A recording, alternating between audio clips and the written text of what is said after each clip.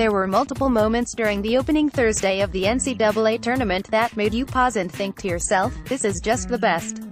Whether it was the first game of the day going to overtime, Loyola giving us a March moment, we'll always remember, Penn forcing everyone to flip over to the 1 versus 16 game, or Rob Gray turning himself into a household name, Thursday had a little something for everyone.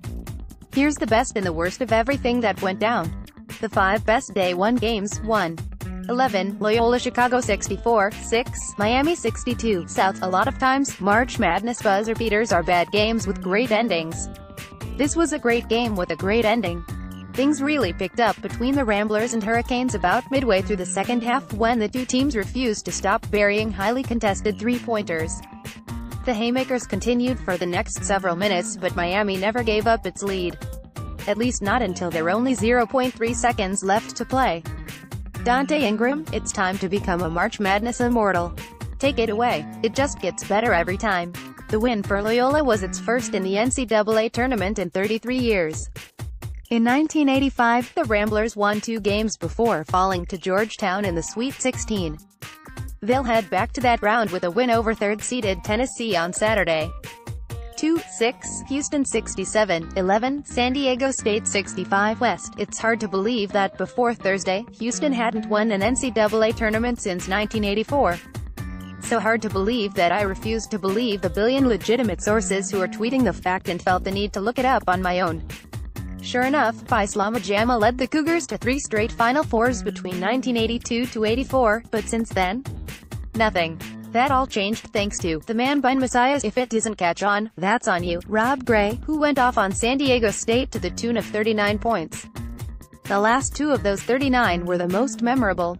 With San Diego State's loss, Mountain West teams fell to an abysmal 1-18 when playing as double-digit seeds in the first round. The conference hasn't produced a win in such a situation since 1999. 3-4, Gonzaga 68-13, UNC Greensboro 64 West. For several moments, it seemed as though Gonzaga's quest to make it back to the Final Four and avenging last year's national championship game loss would end before it ever really got started. UNC Greensboro, coached by former North Carolina player Wes Miller, 2004-07, led by 2 with less than a minute to go before the Zags scored the game's final 6 points. Despite possessing a handful of players who played key roles on last year's run to the title, it was freshman Zach Norville Jr. who took and made the biggest shot of the game for Mark Few's team. That UNCG even had a chance to win was something of a miracle. The Spartans, who entered Thursday averaging 9.6, made 3-pointers per game, but went just 3 of 22 from beyond the arc against Gonzaga. They missed all 13 3-pointers they attempted in the first half. Despite all the talk, before last year, at least, of Gonzaga always choking, the win over UNCG marks the 10th straight year that the Zags have won at least 1 game in the Big Dance. No other program in the country can claim that. The last time they went one and done in the tourney, a kid named Steph Curry went bananas and the Zags got knocked off by Davidson in 2008. 4-7, Rhode Island 83-10, Oklahoma 78, OT, Midwest. There's always a significant amount of pressure on the standalone that kicks off the tournament's first full day. People are skipping class, people are skipping work, people who don't like college basketball are tuning in to see what all the fuss is about. You need to put on a show. Rhode Island and Oklahoma did just that, giving us some great Trae Young moments, a near buzzer beater, and, ultimately, 5 extra minutes.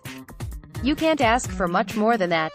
5, Ohio State 81-12, South Dakota State 73 West. Sure, there were more competitive games with closer final scores than Ohio State-South Dakota State, but show me another game where the teams combined to launch 71 threes. The Buckeyes, who went 12 of 40 from beyond the arc, became the first team to attempt 40 or more threes in an NCAA tournament game since Drake attempted 42 against Western Kentucky 10 years ago. So, yeah, Ohio State won a game a lot of people expected them to lose despite missing 28 three-pointers. They also had 3 players score 20 points or more. All of this is both weird and cool, which is the ideal March Madness combination. The 3 teams that won it the best won. Buffalo. Where else could we start? The Bulls had never won an NCAA tournament game before Thursday, and they wound up matching the largest margin of victory ever for a 13 seed over a no.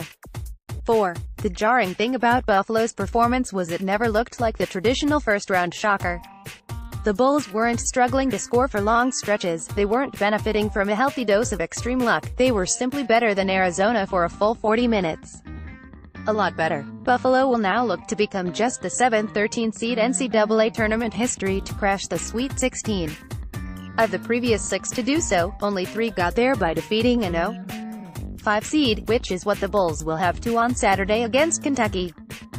Florida, a first 4 team, has pulled an upset in its first round game in each season since 2011. Florida made sure it wasn't going to be the team that let the odd streak